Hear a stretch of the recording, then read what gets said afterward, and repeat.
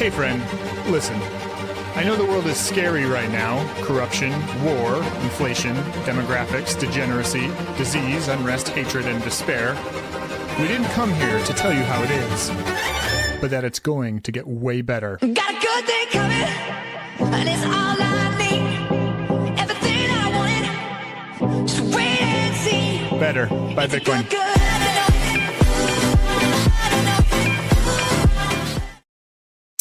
Hello, everyone on the interwebs.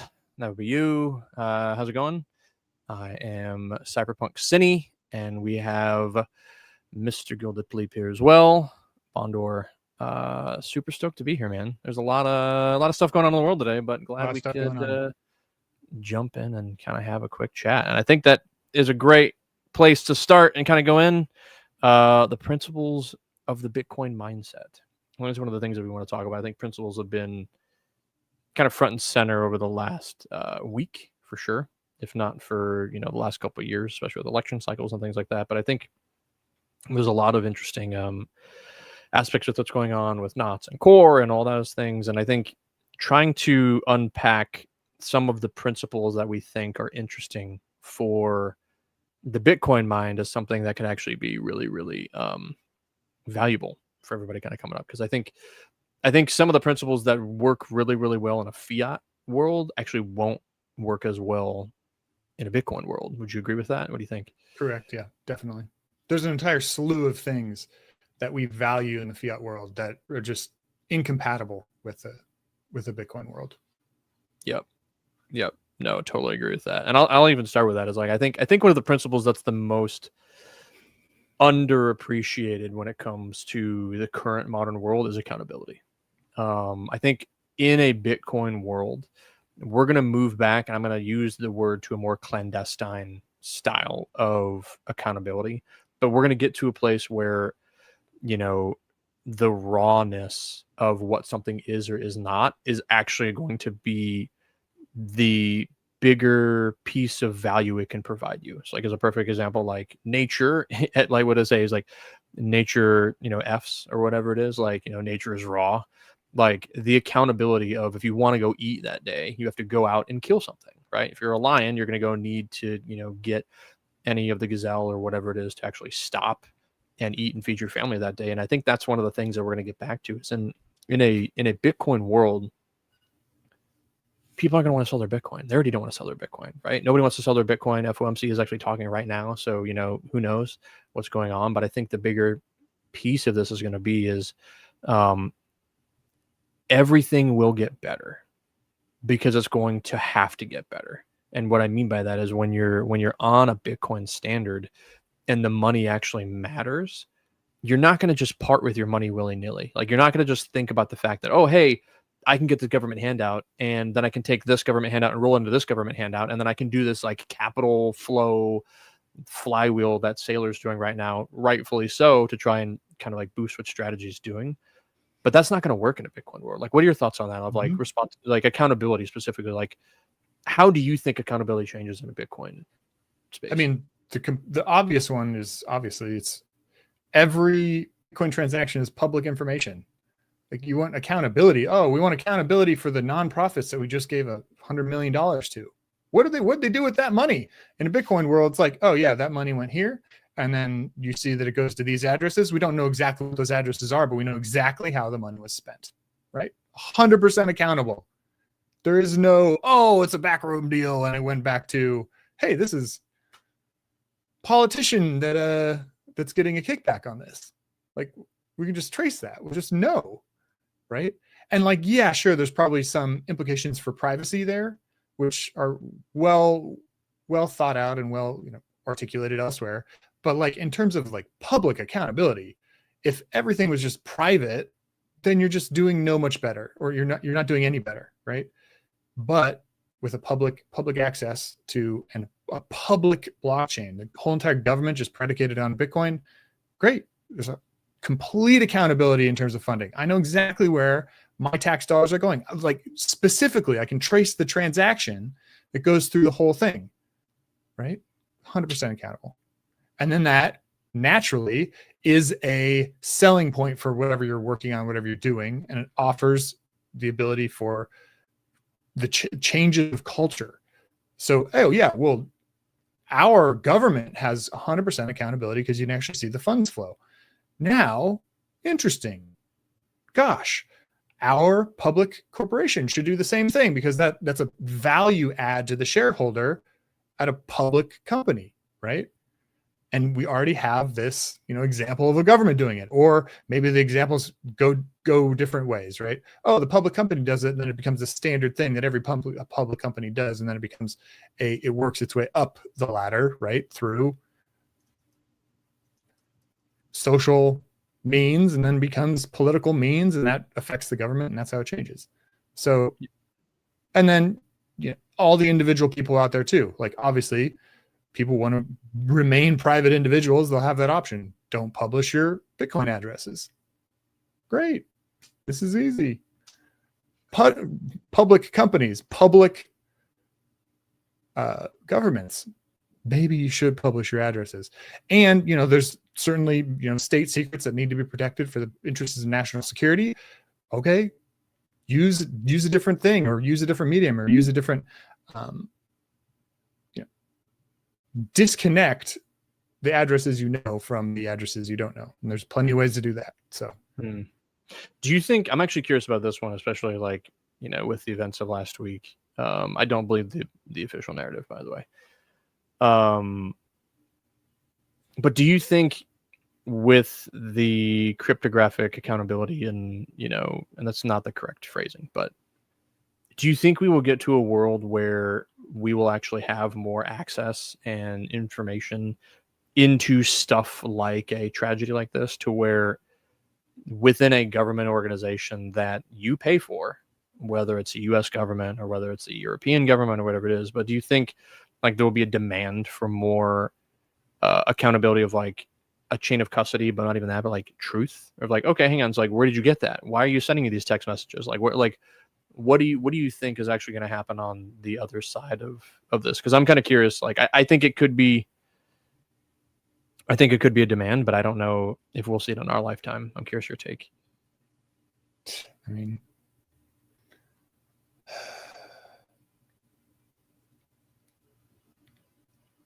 yeah, we'll definitely see the accountability. For the exact same reason I just outlined, we'll absolutely see the accountability because the culture will demand it. The culture will have the expectations and demand it. The social interactions will just demand, why would I do that if it's clearly being obscured? Why does it need to be obscured? Right? There's going to be all sorts of social layers that on top of this that are going to be affected like that. So yeah, definitely. When you say accountability, what's you're coming at it from not a big picture government stuff. You're coming at it from a practical live your life accountability. How do you connect the dots there? How do you why does accountability come to mind when someone says principles of the Bitcoin mind for you? Great question. There is no help desk for Bitcoin. And so accountability, I'm kind of slightly making it synonymous with responsibility. But I think the biggest thing is going to be, you are going to be forced into a world where you can't just pawn it off on somebody else. There's going to be a mindset shift where, we're already seeing it with cancel culture, right? I think the thing that's interesting about cancel culture is an abomination of accountability. And so what I mean by that is somebody wrote a set of rules that were not real, and then they indoctrinated a bunch of people to believe that their rules were real, #fiat. And then they used that cajole to force people into the accountability of the system that they had created. Bitcoin will do a similar thing, but a different thing, because the accountability that Bitcoin is going to bring is an accountability to truth. We're going to move from this accountability of your truth and my truth to the truth. And so everybody will be accountable to the truth. And I think that's where I'm kind of going with this whole accountability thing, is at the end of the day, you will be accountable for the exact count in your account. You will be accountable for,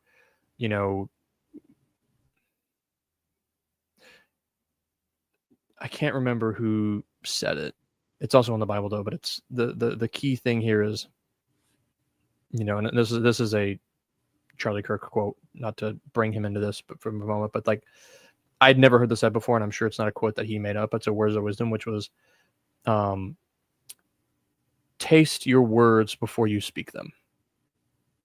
That really kind of hit me with a ton of bricks, because I think the taming of the tongue is talked about over and over and over again in the Bible, and just kind of in general parlance. It's like, people who curse, I curse. People who do all these different things, like, if you can't tame your tongue, if you can't, make yourself accountable to a truth, your truth, the truth of these words that you're saying. And this is not going down the path of anything outside of like, words and actions are related. And I think that's the issue here, is like, like we're going into an interesting, like, nuanced place as I'm like talking to this right now, because I'm just bringing it out there and I'm not a great debater. But the core of where I'm trying to go with is this.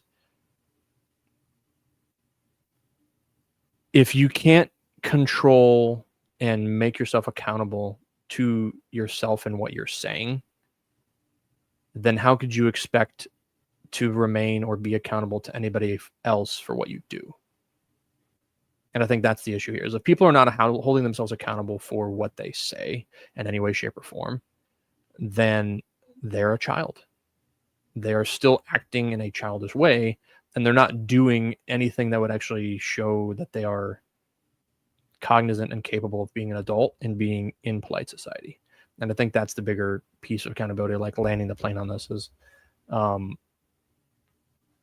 people are going to have a higher standard of accountability for themselves and a higher level of accountability for other people. And that will be a virtuous cycle that will make everything better, because it's kind of one of those social proof things. And a perfect example will be the young lady who was killed from Ukraine. I can't pronounce her name. People will feel accountable, just like Japan does, for other people and for the society at large. And that's where I'm going with this. Like, there will be a social responsibility that will be born out of the Bitcoin mindset that goes to like Christendom and Christians being the people who give the most. Because at the end of the day, there's a sense of responsibility, a sense of accountability to, in the Christian sense, it's an accountability to God. But in the greater, broader sense of like a Bitcoin mindset, is like, if everybody is valuing this one thing, and by the way, that one thing is the only thing we value our time in. That's the whole point of fiat currency, is you're valuing your time in this thing you're trading it for. That'll change the entire belief system around accountability, in my opinion, in ways that we've never expected. Yeah, love that. It touches on, so what comes to mind for me for principles of the Bitcoin mind is the idea that you touch on, which is let your yes be a yes. The idea of integrity, actually saying what you're going to do, doing what you're going to say, or doing what you said, right? Making those things tied, making your words tied to reality, ensuring that your words are tied to reality. We've touched on this in the podcast before, but the idea that like your word is your bond, like that is going to be huge. The only thing anyone actually has at the end of the day in terms of how they interact with civilization is really going to be their reputation, which tons of stories about how people have basically just spent down their reputation for whatever monetary gain they could get or whatever other random gain they could get. I think that goes away in a Bitcoin denominated world because you recognize that your time is limited. Your money is limited. And the only leverage you have on either of those things is essentially what you can bring to the table, the value that you can add.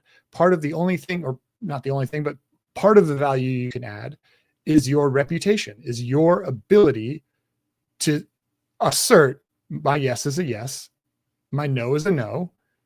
And you can, bank on that. You can put that in the bank. Like, oh yeah, he said yes, so it's going to happen. It's going to happen by this date because that's what he said. That's how he brings value to the world, right? It really, like, and you, not just like business stuff, but it like really, you can think about this. Sorry, my voice is going out. You can think about this from a whole, just any kind of human relationship. A marriage, you stand in front of your future spouse. You make a vow. I promise to through sickness and in health, et cetera, and in front of all of your friends and family and everybody else in attendance or a judge. And that's what you've done. This is like, okay, make that real. In our current culture, fiat culture, all those words were BS, and you can just get a divorce at any time for any reason. It doesn't matter, right? In a Bitcoin denominated culture, no, that affects your reputation as someone who's a vow maker and keeper. This is very, very, it becomes a, this holy ground that if you violate it, it becomes like anathema, just an abomination, right? You become socially impure. All sorts of problems happen to you because you broke your word. Completely different than our current paradigm of, oh, you broke your word, doesn't matter, we can paper over all our problems. Like, you can do anything you want, man. You can say anything you want. No one's going to reprimand you, right? Like, there is no such thing as a bad move or a false move or any kind of, just doesn't matter. Everything's good, man. All that goes away under a Bitcoin standard. Yeah. The thing that's really interesting about that, of like the integrity aspect and just kind of like tying both of these together, like integrity and accountability, but like, it's interesting to think about the adages that will go away. Like passing the buck will die. It'll be one of those things like you're gonna have to explain to your kids. Take it to the bank will die. It will die. Like trying to explain those adages to your kids or to your grandkids, to be like, I saw this thing in a history book and it was like, passing the buck. What does that mean? It's like, well, outside of passing a physical dollar, it's literally like passing the blame, but like, that's not something we do. And so it's just interesting.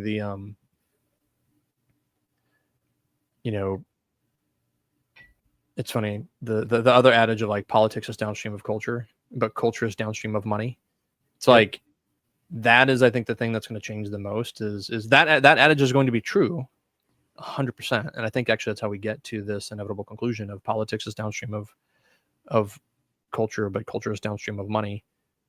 But if we can make money matter, if we can make money important again, it will change everything. Because it's like, no, I'm listening to Stephen Covey's 7 Habits of Highly Effective People, which I highly recommend if you haven't read it before. I read it probably 20 years ago, and then I finally am just like picking it up again.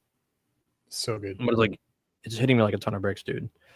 One of the visualization exercises he tells you to do is you're pulling up to a funeral parlor, and you're pulling up to a funeral. And so you kind of get out of the car and like you think about your suit, think about your wearing, think about your walk in. And as you walk in, you get to the front row and you look to your left and you see your family members, and then you see, some of your best friends, and then you look to your right and you see some of your coworkers, and you see, some of your acquaintances. And then you kind of finally get all the way up to the open casket in the front, and you look down and it's yourself. And the exercise is then to pick 4 people from that front row, somebody from your family, one of your friends, one of your coworkers, and one of your acquaintances, and think about the eulogy that they would give you. Think about how they would talk about you, like what you left behind. Because once you're gone, that's it. What you did is all that matters. What you were going to do is irrelevant because you can't do anything anymore. And so I think that is kind of what spurred this whole conversation on, for me anyways, or rather this idea of talking about the Bitcoin mindset, because at the end of the day,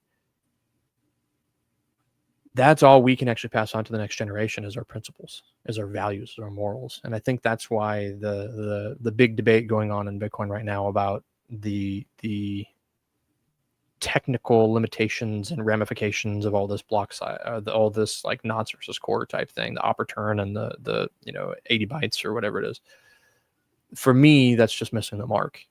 Like the point of this entire thing is, what is the culture around this asset we want to create? Do we want to create a culture that's Filecoin, right? Filecoin exists, right? Like, do we want to create a culture that is like, hey, if you can create spam or whatever their CSAM, I don't even know what that is, but like if we can create these things and they fall within this little parameter over here, it's okay to go on the blockchain. Versus this culture of, hey, this is money. it needs to be respected. And you're still going to get that guy who's going to draw on the dollar bill and he's going to make a, put the little curly cues on Lincoln's face or Jameson Lop's face or whatever it is. Like, that's still going to happen. You're not wrong. Like, you cannot stop 100% of spam. That's not the point. The point is, what is it? Like, is this the greatest monetary asset to ever be created, ever be discovered, ever be thought of? Or is it a database? There is no wrong answer, technically. But theologically, because I am going to make it a theological argument, it is a religious argument. It is a cultish argument. It's a moral argument. Yeah. It's a moral argument. The moral relativism, that a database allows is the problem in my mind. And that goes to this whole Bitcoin mindset thing, is at the end of the day, if you're not thinking about Bitcoin as exclusively money, you're missing the point. Like, we can do all these things technically. You're absolutely correct. You can build a rocket that can go to Mars. Technically, you're absolutely correct. But should you? Like, that's another thing too, is like, we think about these bigger things and like, as humanity, like, oh, we need to go to the stars. So we get that. But I think nobody has made a really good moral theological argument for the Bitcoin monetary principle.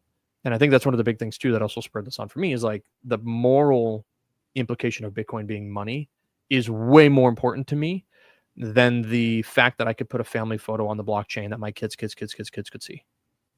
I don't care. Yep. We could definitely dive off the deep end here. I think, but getting back on topic, but also staying here, it's one of the principles of the Bitcoin mind that I think is going to come about is the idea of rightly ordered priorities. With regard to the Bitcoin thing, I'm in a discussion with somebody right now online that's I assert Bitcoin is money, is the first intention of the protocol, first and only intention of the protocol. And because it's money, therefore it needs to have censorship resistance for the money purpose, right? Now, in my mind, that is a rightly ordered priority. Mm-hmm. Because if we elevate censorship resistance above or equal to the money, well, what's going to happen? Well, if we elevate censorship resistance equal to the money, the censorship resistance now asserts that for it to be censorship resistant, it needs to accommodate CSAM, which is child sexual abuse material. Needs to accommodate it, right? If censorship resistant is elevated to equal purpose with the monetary intention of Bitcoin. Now, if it's subjected to the monetary purpose of Bitcoin, why on earth would it even need to include CSAM? There's no reason for it. It has no any monetary, like, you can have a transaction from A to B sending a certain amount of money, and as long as nobody can censor that transaction, fantastic. If you have a transaction going from A to B, same amount of money, the exact same transaction, same private keys, etc., and you chalk in a bunch of CSAM, like, that should be an invalid transaction, not just because it's CSAM, but because it has all sorts of any other arbitrary data in it that's not in service to the primary purpose, which is money. Now, if we can nail that, awesome. Then the future is going to be golden. If we can't nail that, it's going to be a lot of murky times ahead. But I think we're going to figure that out, because people's time preferences are going to be lowered. Again, principles of a Bitcoin mind are going to be, you're lowering the time preferences, you're ordering your priorities correctly. And then when your priorities are ordered correctly, you can go through the whole process and really think about things in order. And when they're in order, you're going to have way better outcomes. You're going to have way better success. You're going to protect yourself from all sorts of different attacks, all sorts of other stuff when your priorities are in order. If your priorities are out of order, it's a whole different ballgame. If you value, when I went to not crazy, but just great example of what happens when you misappropriate your priorities. When I went to college, like in the first 6 months of being in college, 2, 3, 4 friends, maybe not 4, but 2 or 3. The parents got divorced because their parents were only together because the kids were a higher priority than the marriage. And when there was no more kids, there was no reason to have the marriage anymore. An inversion of priorities. So my friends' parents are getting divorced when they're 18, attending college. It's like, why, how long has this been? Like, it's just, the whole thing. But if the priorities were correctly ordered, the marriage is before the children, higher priority, that's not a risk. You don't have to deal with that. You're already like, sure, tons of marriages have tons of different problems, but if the marriage is the priority, you'll work through the marriage problems and you won't just stay together with all the problems because of a other priority that's wrongly ordered.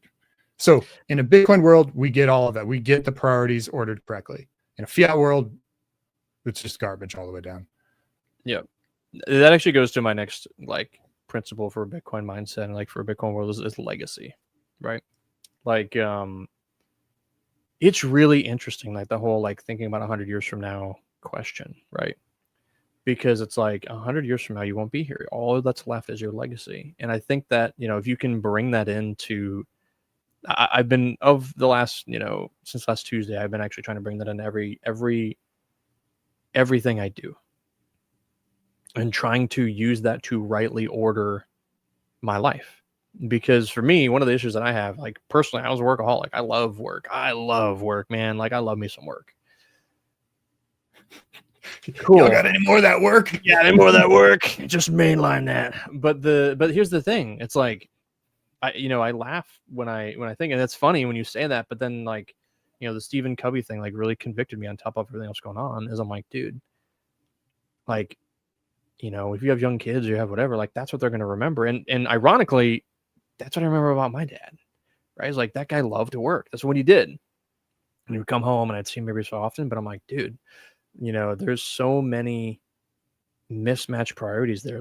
My dad was not focused on the legacy piece. And I think that's one of the things that's interesting is the only way to change your legacy or your family tree, as they call it, is for somebody to suffer. Period. In the mindset where we are now, and what as I'm becoming aware of these things, what I'm realizing is if I want to change this workaholism that is in my life, the person that is going to have to suffer is me. Because I'm going to be the one who needs to put the effort in to get an understanding of that. I need to be the one to take a step back, detach, get an understanding of what's going on, and basically dang, yeah, if I were to get hit by a car yesterday, all of my clients aren't going to care. They're going to care for 5 seconds. I'm wow, that's super sad. But they're going to figure that out. They have a monetary incentive to find somebody to sit in that chair. My family doesn't. They have a monetary incentive because they need somebody to provide. But at the end of the day, no one can fill the father seat. Period. And I think that's the thing is somebody can get in that chair and they can do it differently, but you are uniquely and wonderfully made for the purposes that you were created for. You are uniquely and wonderfully made for the family you have. You are uniquely and wonderfully made for the partner, for the wife, for the husband that you have. Your ability to sit quietly with that thought and gain an understanding of how you can purposefully live into that is going to determine the success of your legacy being remembered or being forgotten. And that's the truth. The data, and I'll just say this last piece, is the data shows that it's the amount of money, and this is an interesting thing, and I talked about it for podcasts, but basically it's generational wealth is usually gone by the 3rd generation.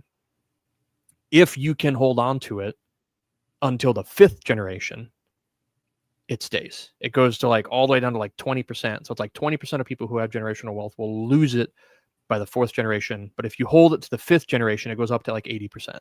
And I say all that to say this, and that was a Grok study, but I say that to say that makes perfect sense because that means that family had a generational mindset, a principle, a value set that was passed on generation to generation in a very well codified way that they lived in that. So it's like 20% of people live in this world where for 5 generations, for 100 years, there's consistency.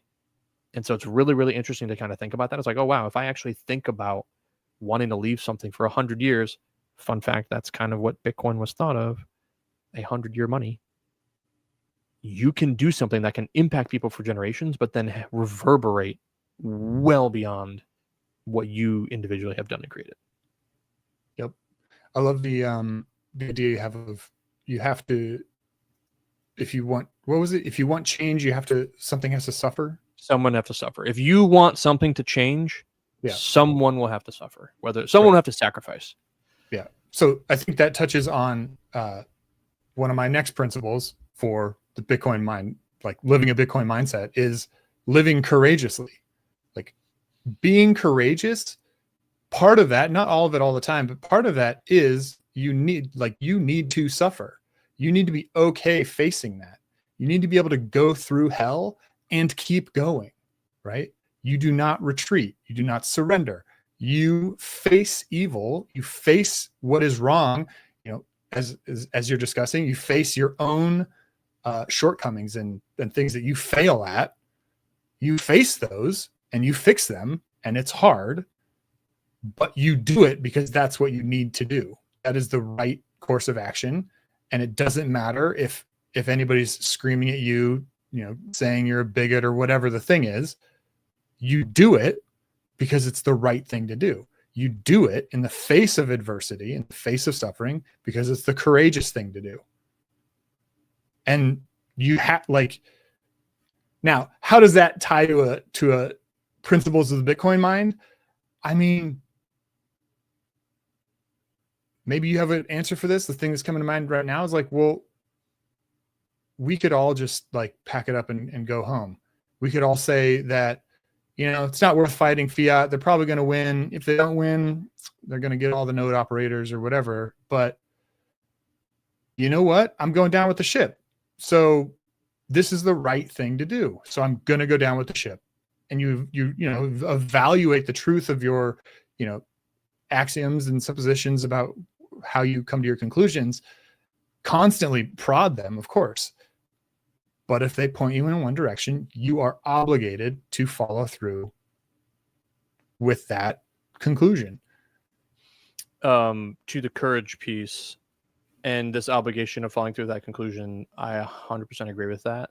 And that actually goes to, I'm reading now, so that's why I'm looking off. But in the book, Covey said he had this idea of courage. And he's like, what people miss about courage. Courage is where something else matters more. And we have the wisdom to choose it. And so you can be in a moment where your life is in danger, but you realize the wife of your spouse or your kids, whoever it is more important than you saving your own life. That's courage. Courage is you having an understanding and a rationalization of the danger ahead, but still making a choice that is actively more dangerous for yourself. And there's a radical thing about courage that, like, everyone listening now, like, having the courage, like, not just the understanding, but the courage to really analyze your own flaws and look at yourself and doing it figure out what you honestly need to too. change. Yeah. Yep. Because that, I think, is one of the biggest things that I had, is I'm constantly, you know, looking at myself, and it's so easy to be like, it's like, oh, it's like, you know, it's this person's fault. You did this. You did this. You did this. But it's like, all right, how do I take every single time I'm like, it's their fault. This is the reason why. This is like, you know, whatever it's like, and put a mirror on it and be like, okay, but what was my part in that? What did I do that got me there? And not only that, what are my predispositions that got me here? Am I too quick to say yes? Like, using yes as a crutch, I would say for a lot of people, myself included, is really, really damaging. Like, it is actually more courageous in my mind to say no than it is to say yes. Yeah. And I think that's one of the big things we're going to get into, which, you know, is actually one of the things that excites me about the Bitcoin mindset, because we're going to get to a place where, my next one is responsibility. People are going to be so predisposed to doing the responsible thing that no is going to be the more common response from people. And the entire world will be better for it. What I mean by that is you're going to ask your dad, hey, Dad, can you come over and fix my car? And I'm just using as an example for somebody. And your dad, who might have a predisposition to be like, yes, I want to be a savior, he's like, I'm actually not good at that. So it would be better for all of us from a well-being for our relationship, for your car, because we're trying to replace something in the middle of your engine or whatever it is, for us to actually just find somebody who knows what they're doing, because it'll probably take less time. It'll probably cost less money. And at the end of the day, we're going to like each other better because we didn't have to bicker and argue and fight over this whole thing. And so I think there's going to be, and like that's a simple example, but let me use a bigger example. I mean, context dependent example too. Like, Yeah. what if your dad actually is a mechanic? Then it would be like irresponsible for him to not, of course. But go on, 100%. bigger But I example. think the bigger example is not going to be, just come back to Bitcoin, right? It is going to be a lot easier and cleaner for people to have an understanding of what Bitcoin is and is not. And that, I think, is why this CSAM thing is so important, because you're going to have a very quick, everything is binary to a degree. Like, and what I mean by that is you go left or right. Making no decision, the gray area, staying where you are, is actually still part of the binary. Because what I mean is you have to say yes or no to everything. And if you just say no, you're still sitting at that fork. Nothing has changed. And so until you make a decision, you're actually still sitting on that same line. And so where we're at right now is kind of like, it was like, oh, it's kind of murky. It's like, no, we're going to make a decision and Bitcoin will become a database or it will become a money, and there will be no in between, because it cannot be both. You cannot be everything to everyone. If you try to be everything to everyone, you will be nothing to no one. That's the adage, and it's totally true. And that goes to myself when it comes to the work stuff. It's like, oh, I want to be the best person in my business, and I want to be the best person in my family. I want to be the best husband I can. I want to be the best dad. I want to be the best friend. Something's got to give, dude. There are 24 hours in a day. And if you want to break it up into 4 equal blocks, you can sleep, you can eat, you can sleep, you can work, you can spend some time with family, and you got a little bit of time for whatever it is. And it's like, if you want to do something for yourself, great. If you want to do something for somebody else, great. But like, that's it. And so you got to say no in some way, shape, or form. And I think that's the thing that's going to be really cool is as responsibility goes up, I think no becomes easier. And then we're actually going to get to a place, especially with AI and AGI and all that, we're going to get to a place as no gets easier, human flourishing expands at an exponential rate that we never expected, because you're going to have the right people in the right seat, and they're going to self-select to be in that seat. You're going to ask somebody, hey, do you want to make this video for me? And you'll be like, nah, that's not really my thing. Or, hey, do you want to do this ideation session for me? Yeah. And I'm like, nah, that's not really my thing. Hey, do you want to build me some cabinets? Nah. And it's going to be so, like, we're going to unlock stuff that I'm super stoked about. Yeah, totally. People are not going to be completely constrained and being forced to say yes about everything because they have no agency and they really just need to eat because they don't have enough money to say no, right? One of the things that comes to mind in terms of what you're talking about with responsibility is, I mean, obviously this is a huge thing in Bitcoin world, the Bitcoin ethos, which is ownership and taking extreme ownership, right? This is a pillar of what it means to be a Bitcoiner, what it means to have a Bitcoin mindset. You run a node. You take ownership of the time chain as you realize that your time, like, this is my copy. You know, there are many like it, but this one is mine. As you take ownership of that, what's going to happen is that you're going to start taking ownership of, you've taken ownership of the time chain. You like that. You're going to take ownership of more time. You're going to take ownership of your time.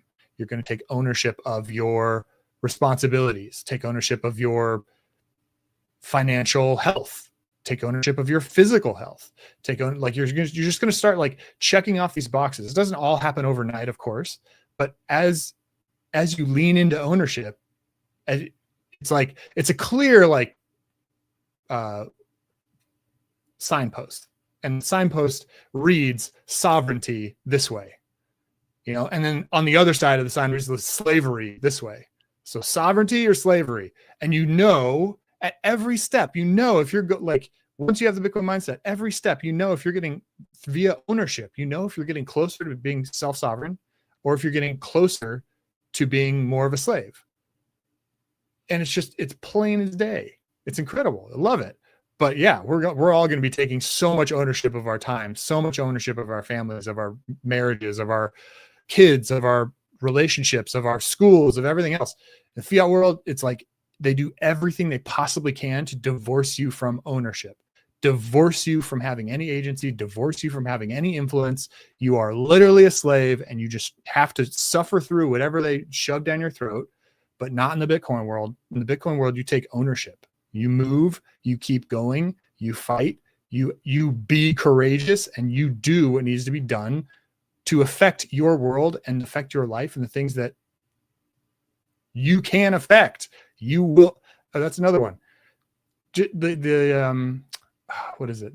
The prayer of serenity, the Alcoholics Anonymous prayer, just like fantastic prayer. You know this one, right? Like give me the power to change the things I can change, and to let go of the things I can't change, and the ability to tell the difference. Butchered it, but something like that. Yeah, what's the difference? We're going to have explicit guidelines or explicit understanding about what those boundaries are. And to your point, we're going to be able to move quickly through the things that we can change, and we're going to be able to affect them, and we're actually going to be able to make change. And the things we can't change, we're going to be able to divorce ourselves from those things because we can't change them anyway. We're going to have those clear delineations. And because of that, we're going to be able to say no. We're going to be able to say, this is not it's not interesting to me, as opposed to being forced to say yes to everything, despite the fact that it's of no interest. Yep. Yeah, I think what's interesting too about this actually is I'm just now thinking about it is the trickle down accountability.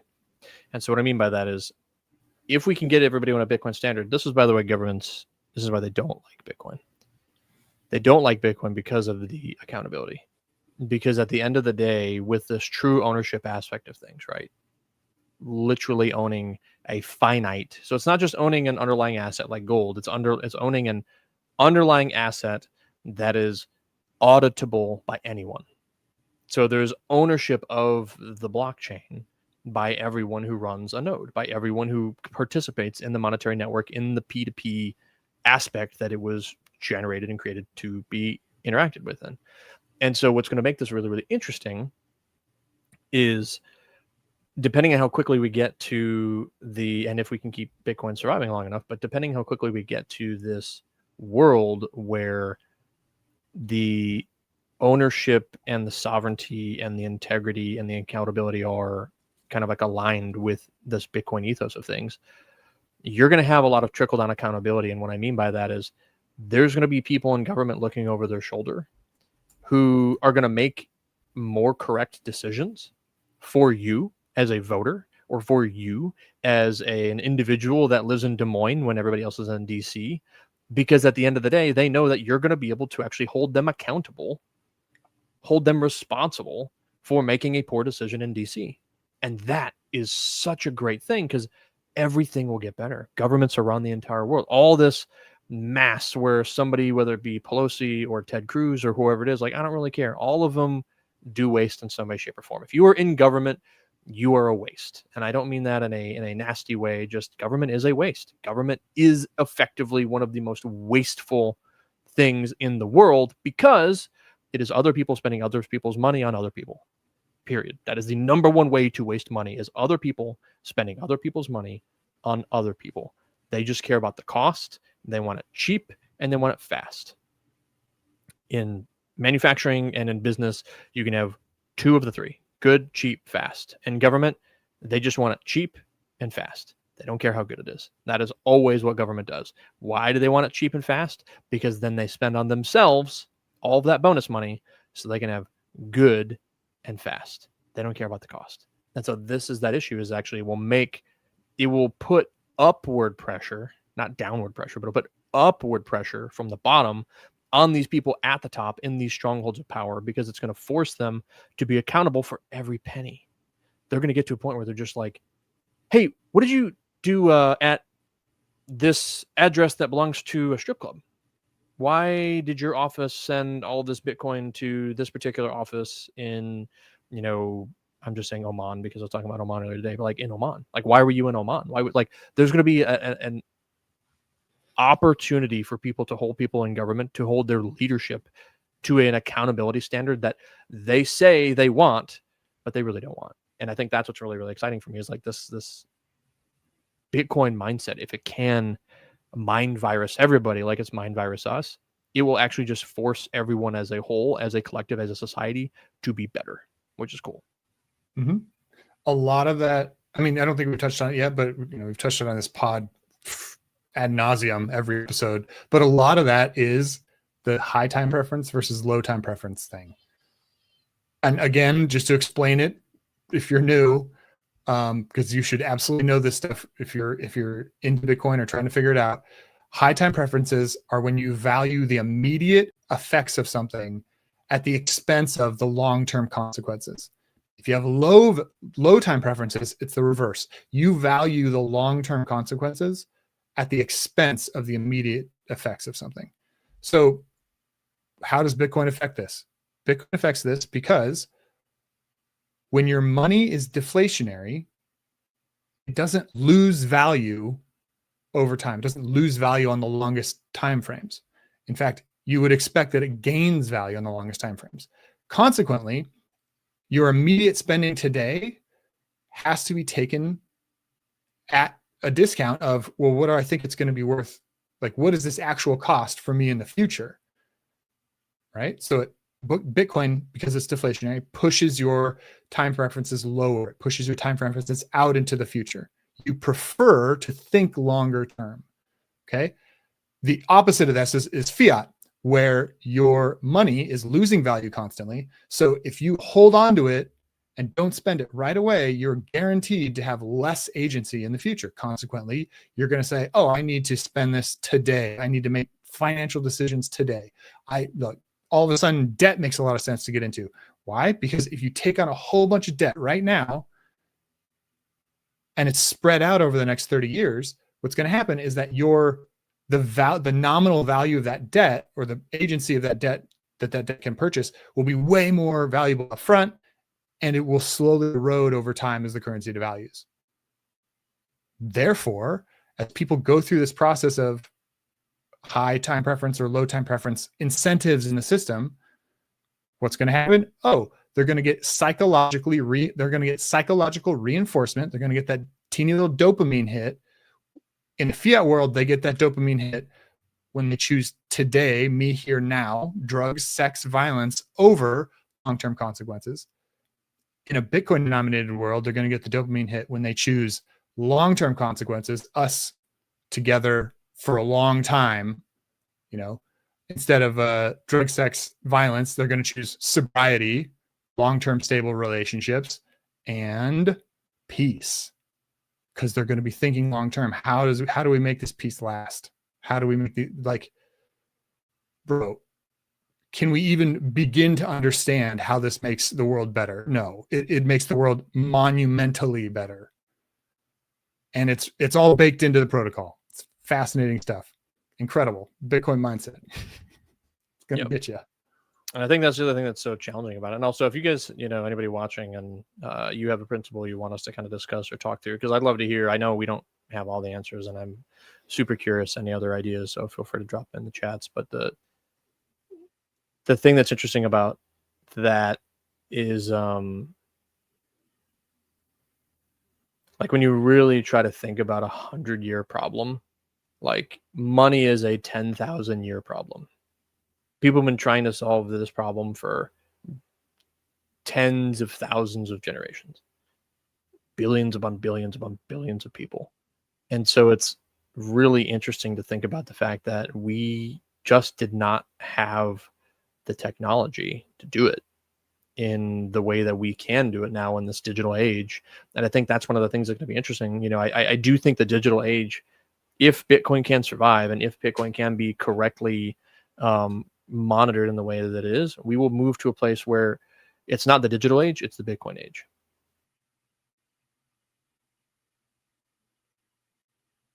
Yep. I think you just got muted there for a second. I don't know how. Yeah. I did. Yep. So what other Bitcoin principles? I mean, at the top of the show, we wrote them. We wrote a handful down. I can probably recap them. I think we covered all the ones that I wanted to cover, which was make your yes a yes for integrity, tell the truth. We got a little bit of that with accountability, and be courageous. So yeah, those. I mean, and then as we go through, we get extreme ownership, which I think is just one of the best things. Once you figure that out, oh man, game over. It's incredible. And then rightly ordered priorities. I mean, they talk about this in the 7 Habits of Highly Effective People, right? Mm-hmm. The big takeaway for me from that book when I read it was there's important tasks, less important, more important, and then there's immediate tasks, like things that are due right now or things that can wait. And then you have 4 categories, 4 boxes: immediate but not important, immediate but important, not immediate, not important, not immediate, important. And unless I mess that up.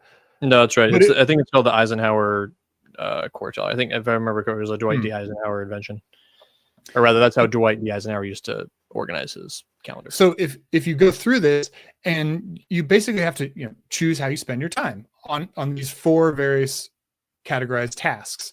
If you neglect the important but not immediately necessary task, if you neglect to do it regularly, your life will be wrecked. Just wrecked. But if you do that task regularly and you always check it off the box, at the end of the day or whatever the time scale is for immediate, your life will be so rightly ordered that all the other tasks kind of just fall in line according to how they should actually be falling in line, right? And now obviously you need to do the important and immediate tasks too, but oftentimes, most of the time, our priorities just get so whacked that we categorize everything as important and immediate, and we don't even categorize anything as not important. And then we fail to do the tasks that are important but not immediate. Yep. That actually goes to, and it's funny, I was just thinking about this quote earlier today, and this kind of goes as like a personal admission to the world of being a workaholic. Is I'd always kind of ascribed my life to the adage, if you want something done, give it to a busy person. And I was a busy person. I do that to you all the time. I know you're busy, so I just give you things to do. Well, like I do that to you too, so it's mutual. But I've come to realize that is a incorrect interpretation of the quote, because I think busy now has a different connotation than it did back in the day when that quote was probably invented. And I believe the correct interpretation of that quote is, if you want something done, give it to an effective person. Because I think if you have somebody who's insanely effective, then you will get a lot of done. Like Elon Musk is an insanely effective person. Like at the end of the day, he might not always, hit a home run, but that guy gets up and bats. That guy gets up at every at-bat, and every at-bat is he's swinging for a home run. I have a quote on the wall over here, and it's been floating around the internet, but I'll read it. But it's, stop being patient and start asking yourself, how can I accomplish my 10-year plan in 6 months? You will probably fail, but you will be far ahead of the person who simply accepted it would take 10 years. 100%. 100%. Because at the end of the day, it's the whole, shoot for the moon, and even if you fail, you'll land among the stars. It's that exact premise. And I think quantified. Quantified, and then it's also an interesting thing of like, the I'll use the space analogy here. Shoot for the moon and you'll land among the stars. But if you keep going long enough, you will come back around and you will probably land on the moon, because of the nature of how space works. So there's a possibility. I know. I'm not a physicist, but like to that end, right? I know. Just but it's 100 trillion. Oh, I'm not saying it's going to be a short trip, right? But it's that whole thing of like, it's the whole thing of like how we use gravitational pull to accelerate ourselves, around just basically the universe to get to Mars or to get to anywhere else like that. It's like that whole concept of like, if you shoot for the moon and you end up getting in the gravitational orbit of Earth and the moon and kind of go back around, like eventually you'll most likely land back on one of them. And the point there that I'm trying to make is like, don't give up. Don't give up. Because if you do something like Elon says, it's like shoot for your 10-year goal in 6 months. If you grind long enough and hard enough and go in that direction, you'll get there. You will. You will absolutely get there. If you think you can, you will. If you think you can't, you won't. You're absolutely right. Yep. I agree. We're coming up on the top of the hour, so we could turn it in right now. What's your last thought? What's if you had to give like a last thought for the folks listening, and we appreciate everybody kind of tuning in and kind of watching and listening through, but like what's your commission or your benediction, if you will, for everybody on right now with the principles of the Bitcoin mind? I mean, just to take a step back, I mean, we just watched and hopefully we'll spend some time on another episode in the future, but we just watched a horrific assassination of a father getting shot. And if that should motivate you to reevaluate your own principles, what's important to you, what are your priorities, how are you going to live out your day and your days going forward, right? Part of the motivation for this episode is that we wanted to actually like codify. These are the things. You can do a considerably better job at codifying it, but just to get it out there, to talk about what's important to us, what are the values what are the principles that we want to try and live by? What are the principles that Bitcoin actually teaches us about reality and about our relationship with other humans? You're free to disagree with what we've come up with here, but you should, especially today, especially in light of the last couple weeks, really be thinking about the person you want to be, really be thinking about what you want to be known for, what you want your kids to know you for, the whole thing. Really have deep existential questions with yourself and do it. Keep going. It's not easy. Yep. I'll take a little bit of a Dagan Goggins approach on this because that's kind of what motivates me personally, but it is your fault. Whatever you are struggling with is your fault. At the end of the day, you have the choice of how you respond to whatever your situation is. And there are some terrible situations. And so I'm not saying this lightly to be like, oh, X, Y, Z, genetic or whatever it is. There are some tragic things, right? Or just some natural genetic things, right? Or just some situational things. But at the end of the day, how you respond is your fault. It's not your wife's fault. It's not your wife's fault. It's not your husband's fault. It's not your friend's fault. It's not your coworker's fault. Not your boss's fault. It is your fault. It's not your kid's fault. How you respond, how you take responsibility, how you act in integrity, how you share the good news that you know, how you build a legacy that is accountable to truth, to honor, to society at large is 100% your fault. And the thing to take solace in that is that also means it's 100% within your control to change. And I think that's the thing that, for me, there's a lot of woe is me and Eeyore to my life. And it's like, no, dude, pick yourself up. Pick yourself up. You can do it. And if you tell yourself you can't do it, it is your fault because you are being your own crab in a bucket. So what you need to do is dust yourself off, gain an understanding of it is your fault, but then also gain an understanding as, and it's your problem to solve. And you can do it. You can absolutely do it.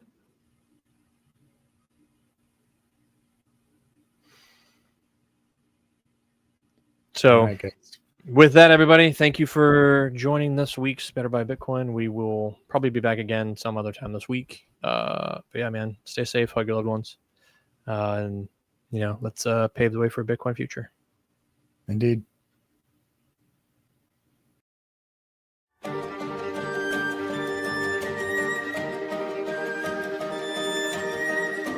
Thanks for tuning in to Better by Bitcoin. Bitcoin makes everything better. Like, subscribe, and follow us on X at BetterBYBTC, YouTube at BetterBYBitcoin. Not financial advice, mathematical certainty.